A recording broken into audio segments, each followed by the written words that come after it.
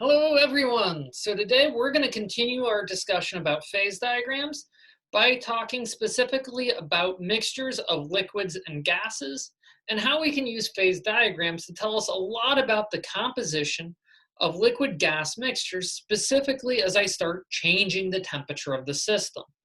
So in order to do this, we're going to pretty much pick up where we left off by examining our expression about how we can use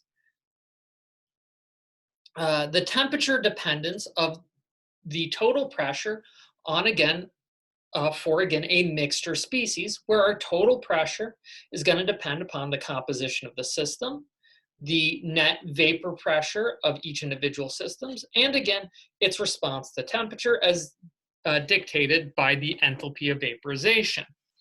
So again, what we tend to find is that higher vapor pressures of individual components will tend to raise the total vapor pressure, as well as we're more likely to, at high temperatures, find a species that has the higher vapor pressure at that temperature. But in kind of practical uses, one of the best purposes to which we can put this equation is something rather simple, by setting the total pressure to 1 atm. Because as a reminder, this is the very definition of the boiling point, when the vapor pressure is equal to the external pressure.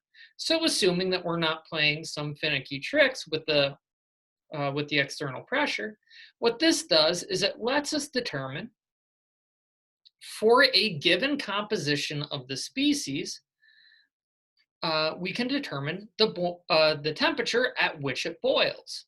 But also, kind of inversely, if I know the temperature, I can figure out the composition or the mixture that will boil at said temperature, if any given mixture will. So in practice, this is going to have a lot of real uses, in that mostly I know what temperature I need to go to raise a system to cause it to boil. And alternatively, I also know that, say, if I manage to boil something at a given temperature, what its composition is. And this relationship has a lot of uses in both analytical, but also in real industrial level separations. As it turns out, boiling something is a really good way to separate two species, especially when the vapor and the liquid have different compositions. However, one of the things to make note of is that this all assumed that we were working with an ideal system, because again, we started by making use of Raoult's law. So for a real solution, we then need to factor in the activity coefficients, which themselves are going to be temperature dependent. And this becomes a bit of a problem to solve for, again, real cases. So in practice, what we're going to really do is generate a curve of, again, the total of the relationship in between temperature and the mole fraction of both the liquid and the vapor from real empirical data. And generally what this is going to look like is that I'm going to have a certain temperature at which my more volatile component will tend to evaporate. And then as I increase the amount of the lower volatility component, again, according to Raoult's law, what I expect to see is boiling point depression. And indeed, we tend to see this. But similarly, as I say, have a system of composition A that now has a lower boiling point than I started with, well, we do run into the fact that my more volatile component, so the one with a lower boiling point, is going to tend to evaporate first. And as a consequence, what ends up happening is that the vapor is richer in the more volatile component. And this will generally be the case, that we're going to have some sort of line going from less volatile to more volatile component. The liquid will almost always be richer in the less volatile component, and the vapor will almost always be richer in the more volatile component. Again, in this case, A likes to evaporate, B doesn't. And we're going to tend to see a relationship that exhibits that. However, we also end up having these kind of fun points that say at this temperature 2, I've now generated this vapor that's richer in A, uh, with its own kind of composition. So as I maybe raise the temperature, what we're going to again increasingly see is a liquid that's going to be richer in B, a vapor that's richer in A, which we can then use to separate. But it's worth noting that the longer I let this system boil, as I'm removing A off of the system, the composition of my remaining liquid will become richer in B, which means that so will my vapor, and the whole thing will essentially all just slowly uh, vaporize together with a set composition. So this is again one of those things you kind of have to watch out for as we end up more or less where we start if I try and do this all together. So what we often do is make use of a couple of key tricks. So one of the first of which is trying to elevate the temperature past the boiling point. So I'm now in a point at which I say have a system with a composition of ZA, where ZA is the mole fraction of my mixture. And I go ahead and I reach my boiling point, say 1 at temperature 1, and then I increase it towards I'm now at temperature 3. At which point now what I'm going to have is the system will completely separate out. I'm going to evaporate out a small portion of the vapor into my B-rich phase, and I'm going to leave behind some liquid in my A-rich liquid phase. And again, this is a classic trick in, say, a lot of home cooking, where you have a component that may be poorly volatile, like most food items, and you try and evaporate out the more volatile component of water. And as long as you stay at a given temperature, you're going to reach some sort of equilibrium conditions. Now, as you might imagine, since this is a pretty decent separation technique, one of the things we're going to be most concerned about is what's going to be the amount of moles in our vapor phase, and what's going to be the amount of moles in our liquid phase. And so what we can do is make use of a couple of key tricks. So we can start with essentially the number of moles of A. Well, I know that all of the moles have to either end up in the liquid phase or in the vapor phase. So the number of moles of A in the liquid phase is going to be the same as the total number of moles in my mixture times the composition of the liquid phase. So ta-da, that's going to be one way of describing the number of moles in the liquid phase. Similarly, I can describe the number of moles in the vapor phase by noting the total number of moles in the vapor phase times what fraction of those are A. So again, this is another way of saying N of A in the liquid plus N of A in the vapor should be what I started with, because I can't just generate moles from nowhere. But we can also express this in a slightly different fashion. I know that the number of moles of A is going to be the same as the total number of moles times essentially the composition of A. All right, hopefully that makes sense. Well, what I can do is then treat it as the same thing of both of the total number of moles is going to be the same as the number of moles in the liquid plus the number of moles in the vapor, with essentially just carrying around the ZA, in this case, as a constant. So what we end up with is two different ways to calculate the total number of moles of A. One based on the composition of the mixture of the liquid and the vapor phase, and one based on the composition of which I started with. So what we can then do is, since these two expressions are going to be equal, I can try and take all of the terms which have the liquid phase and collect them together, and the same thing with the vapor phase. So treating the this first equation as being on my left. I'm going to subtract the number of moles of the vapor phase times the composition of my starting solution from both sides. And this leads me with an expression just in terms of the number of moles of vapor. And I can do the same thing for the liquid, subtracting out this first term onto the second side. Now, again, since this left-hand side is just in terms of the total number of moles of the vapor, that's more or less shared, so I can pull that out front. And the same thing with the liquid.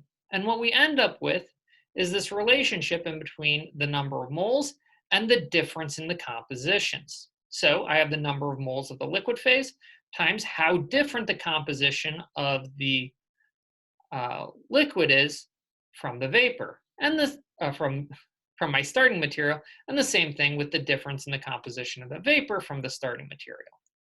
Well, you'll notice that both of these denote two more or less lines on my phase diagram, and we call these the isopleth lines because they're the difference in between the isopleth and the phase of interest, whether it's the vapor phase or the liquid phase. So what we have is that the number of moles of the liquid is the times its isopleth line is going to be the same as the number of moles of vapor times its isopleth line.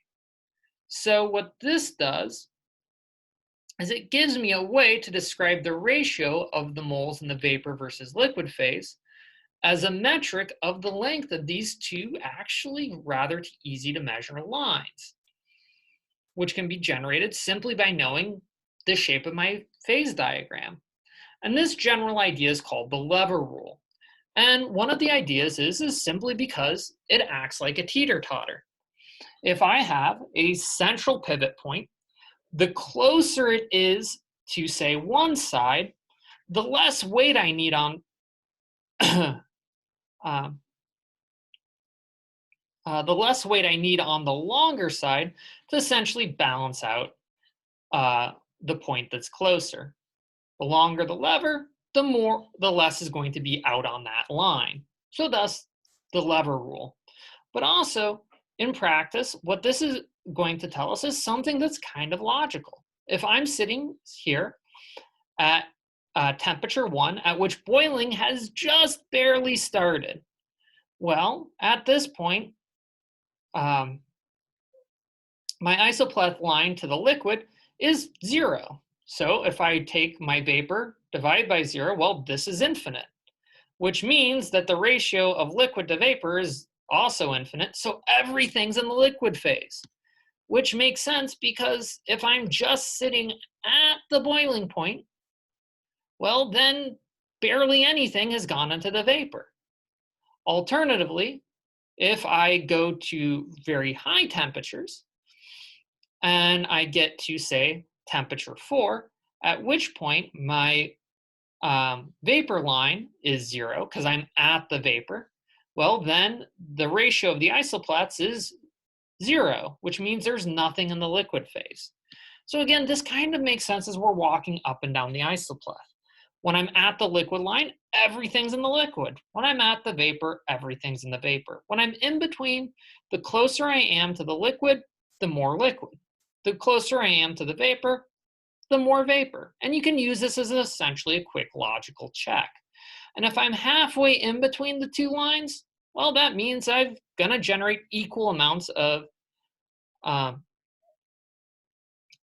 vapor as I will liquid. And hopefully this will make sense. And again, I do want to emphasize that this is going to be the total number of moles of liquid and vapor, not just the number of moles of A in the liquid and number of moles of A in the vapor. So again, this is going to be the total number of moles that ends up in their corresponding phases. But you may notice that this isn't exactly the most efficient way to, say, make pure mixtures, because what I'm going to generate is essentially a vapor and a liquid phase, which one may be richer in the phase that I want than the other, but they would hardly be what I'd call pure. In order to essentially generate pure species, what we can do is called fractional distillation. So the idea here is I'm going to be feeding in an input of a continuous stream of some given composition. And then I'm going to raise it to its boiling point, at which point I'm going to find some amount of a little bit of vapor is going to emerge off of the system. And then it's going to have composition this vapor is going to have a composition that's richer in the more volatile component, let's call it X, at which point I let it hit a solid plate with a lower temperature. Well, at this point it condenses out, and then I go ahead and at this lower temperature, there's going to be a little bit of vapor that will essentially evaporate off, and it's going to hit a second plate at an even lower temperature, at which point it condenses off, and then it goes ahead and it rises again, and then I go ahead and I take this vapor and I pull it out. And this vapor is going to have a composition that's going to be relatively high in the component I care about. In this case, X. Generally, it's going to be the more volatile component. And so I'll have a bunch of vapor in the more volatile component. I'll go ahead and cool it down, and then I'll get off the liquid distillate that we actually care about. And then I'll feed some of that liquid right back down to essentially keep the system in equilibrium. Similarly, as I'm feeding in my input, I'm going to let a little bit of that liquid fall down to a plate that it's a very high temp. And that's going to cause most of it to be in the vapor phase, but some of it's going to condense down in the liquid phase, where it's going to fall down below to a plate that it's an even higher temp, where it's going to essentially some of it's going to condense out, but most of it's going to evaporate. And the lower and lower down, the more I'm going to be rich in my less volatile component of, say, Y. And I'm going to pull off some of that liquid that just refuses to evaporate. And this is what's going to be called, in distillation terms, the bottoms. So I'm going to heat some of this back up and essentially allow it to flow in to keep the system essentially in equilibrium, so that the composition of each of these plates stays constant. And as long as the concentration, the amount in each of these plates stay constant, I don't have to worry about the temperatures going up or down, or essentially the system drying out or enriching. So I essentially going to keep myself stuck at each of these equilibrium points. And in practice, this is actually a very useful way of generating pure X and pure Y, as I'm going to pull off a hot liquid and a cold vapor, which may seem a little bit backwards, but again, the whole idea is you're pulling off something that evaporates easily and something that doesn't like to evaporate at all. And the greater the difference in the boiling points of your two liquids, the easier it is to make this separation. And this is the classic trick that is used in, say, well, most industrial separations, going anywhere from oil to alcohol. Except for, here's the thing that we run into, is this pesky problem that we only have a vapor phase diagram that looks this pretty if everything obeys Raoult's law. In other words, if it's an ideal solution, which means that they have to have very similar intermolecular forces. Well, that isn't exactly going to be the most common thing in things that have species that have different boiling points. So in practice, what we run into is this pesky problem that my Gibbs of excess is going to be not zero. So we're going to go ahead and separate these problems into two components. So the first is if our Gibbs of excess is less than zero. So as a reminder, if my Gibbs of excess is less than zero, what this means is that I have a negative enthalpy of mixing, which means that my mixture really wants to form. And I'd much rather be in the liquid phase than in the gas phase. So what sort of kind of consequences is this going to have for a mixture? Well, in practice, what it means is that my two components like to form a mixture. So in practice, this means that my boiling point is going to be lowered. And this generates what's called an azeotrope. So an azeotrope is this idea of a point at which I reach either a minimum or a maximum boiling point that isn't one of the two species. So one way to think about it is that this is going to be the composition that when I try and distill the system, it's going to naturally tend to move towards, because this is when my mixture is the happiest. It really likes hanging out with each other, and I maximize those kind of intermolecular forces at this composition. But in practice, this has some unfortunate consequences. Say if I go ahead and start at composition uh, I go ahead and I heat up the system to boiling, and then I try and perform a fractional distillation. So I pull off the more volatile mixture, which is going to be richer in B, condense it down, boil it, condense it, boil it, condense it, boil it, condense it. And what ends up happening is I very slowly approach this point B. But here's the point, I never get past it.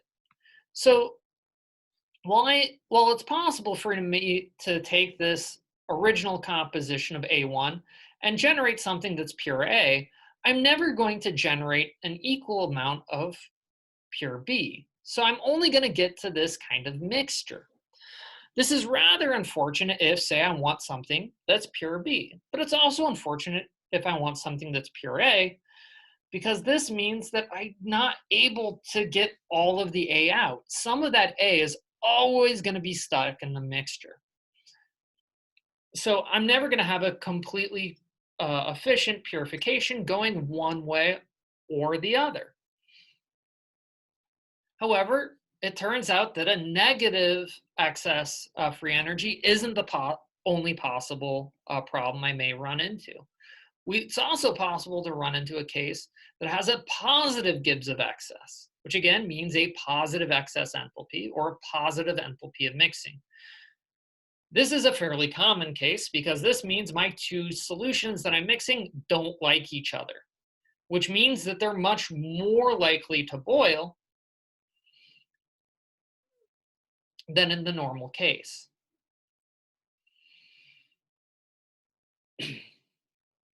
So in this case, what ends up happening is that if I start with a composition, mixture of composition of B or of A, I try and boil the system. Well, I'm going to say I'll generate some vapor. I then try and condense out the vapor, boil, condense, and what ends up happening is I generate a positive azeotrope. So a positive azeotrope is going to denote a system. Sorry, I mixed up my azeotropes.